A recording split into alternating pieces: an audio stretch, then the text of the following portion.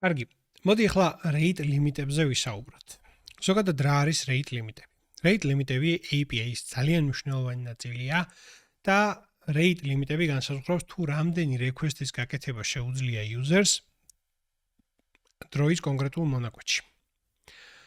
მაგალითისთვის თუ გავხსნით API PHP-ს, უბრალოდ auth PHP-ს, აი აქ გამოიყენება ესეთი middleware throttle 6.1. Throttle 6.1 ორგან გამოიყენება პრინციპში throttle. რას ნიშნავს ეს? ეს ნიშნავს, რომ მაქსიმუმ 6 request-ის გაკეთება შეიძლება ერთ წუთში აი ამ კონკრეტულ API endpoint-ზე. ანალოგიურად აქაც. ჩვენ შეგვიძლია outget და გლობალურად API-ში, როგორც auth sync-ზე მივავადეთ, აი აქ დავადოთ ესეთი throttle, მაგრამ მოდი API-ზე დავადოთ და შემდეგ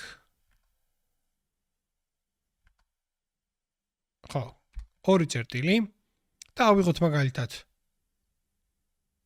ორი ავიღოთ, ორი მძიმე ერთი, ორი request-ი ერთ წუთში მაქსიმუმ რა, უბრალოდ რომ გავტესტოთ. გადავიდეთ ახლა და მაგალითად პოსტების წამოღება გვინდა. Get posts. ახლა სავარაუდოდ ავტორიზაციაც აღარ მუშაობს, კი ბატონო. ამიტომ login endpoint-ზე გადავიდეთ. წეღან გავაკეთე მე ავტორიზაცია, აი ამ tokens ამოვიღებ, get post-ებზე გადავალ და აი ეს tokeni გავუწეროთ აქ. პრინციპში მოდი authorization header-ი აღარ გვინდა და bearer token-დან პირდაპირ ჩავუსვათ აქ. ნახე, rate limiter API or is not defined მოიცა.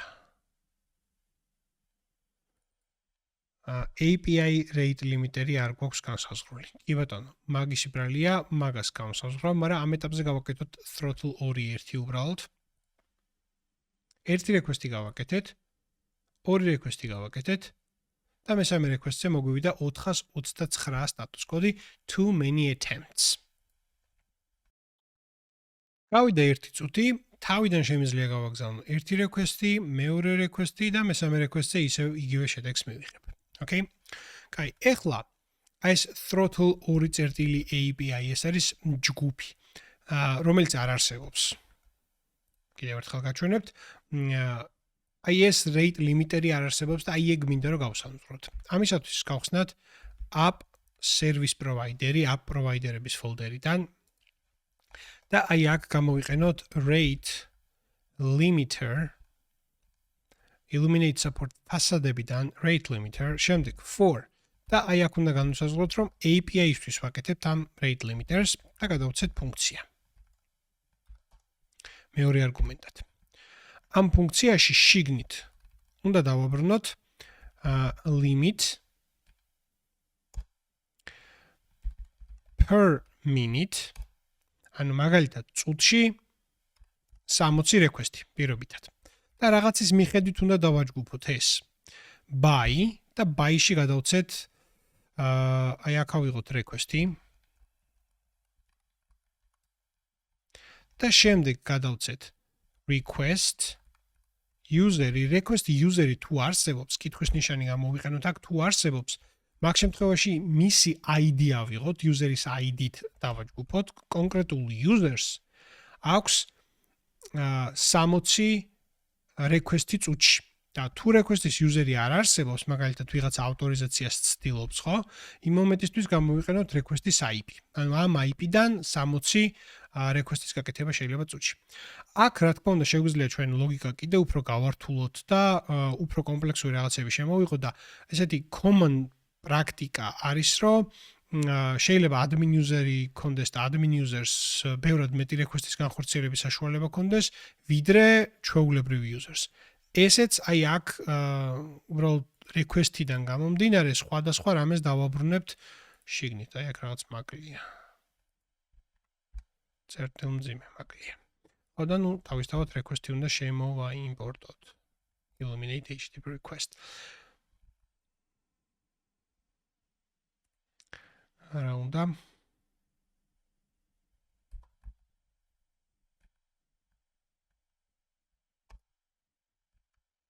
Okay.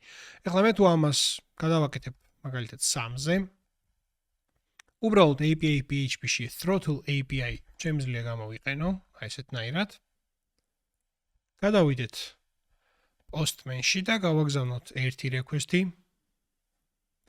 საერთოდ internal server error-ი მივიღეთ, როგორც ჩანს რაღაცა არ გვაქვს კარგად გაკეთებული. შევხედოთ. რაღაცა უაზრობა გააკეთა import-მა. ჩემბრალი არ არის, VS Code-ის ბრალია. ნახოთ.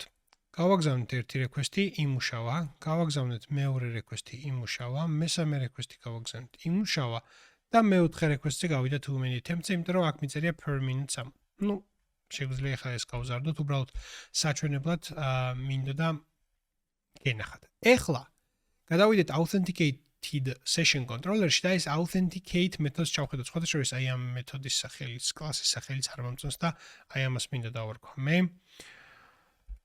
Login controller. Okay. არ მინდა ეს authenticated session controller-ი. იმიტომ რომ სესიასთან არაფერი არ აქვს საერთო. Login controller.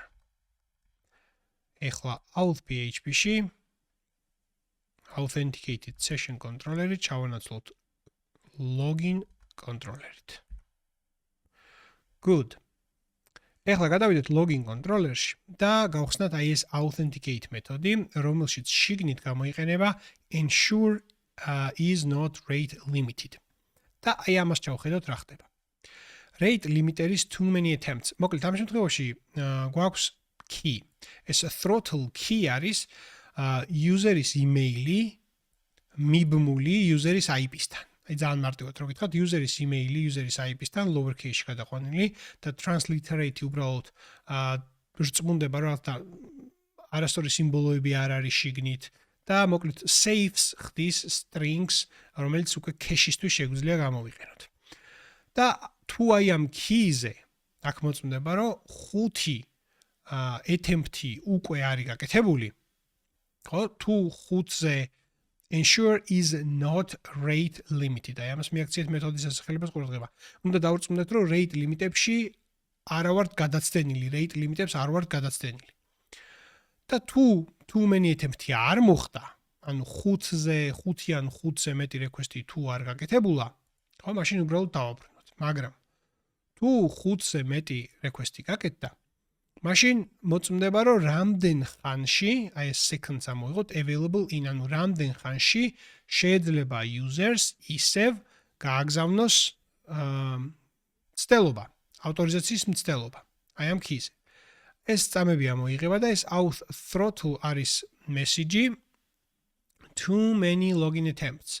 Please try again in და აი ეს ცვლადი ჩანაცვლდება in რაღაცა 29 seconds პირობითად. და ეს seconds გადაეცემა აქ. ანუ თუ minutes გადაეცემა კიდე გააჩნია როგორ დააფორმატებ შენ message-ს და რას გამოიყენებ. რა minutes ესეც გადაეცემა. და მას შემდეგ რაც აი ამაში დავრწმუნდით, შემდეგ ნუ attempt-ი ხდება, თუ წარუმატებელი იყო rate limiter-ში იწერება აი ამ key-ზე, ამ email-ზე და ამ IP address-ზე რომ მცდელობა იყო წარუმატებელი და თუ წარუმატებული იყო, შემდეგ rate limiter-ი აკლიერებს რომ აი ამ key-ზე, ანუ წარუმატებელი მცდელობები აღარ გვაქვს, იმიტომ რომ user-ი დალოგინდა. ხო, აი ეს არის მთლიანი ახსნა ავტორიზაციის ნაწილის, rate limiter-ი აგიხსენით, როგორ შეგვიძლია როგორც API განსაზღვროთ, შეიძლება რაღაცა დამატებითი ასევე ჯგუფი განსაზღვროთ, მაგალითად სურათების ატვირთვისთვის და თუ სტანდარტულად API-ზე 60 request-ია წუთში, შეიძლება სურათების ატვირთვის შემთხვევაში 30 request-ი დაუშვათ და მეტი არა. ასევე შეგიძლიათ user-ის რაღაცა როლიდან გამომდინარე სხვა limiter-ი დააბრუნოთ აქედან. მოკლედ, ბევრი რამის საშუალება შეგვიძლია ძალიან, მაგრამ rate limit-ები ზოგადად API-ის კეთების დროს არის ძალიან მნიშვნელოვანი.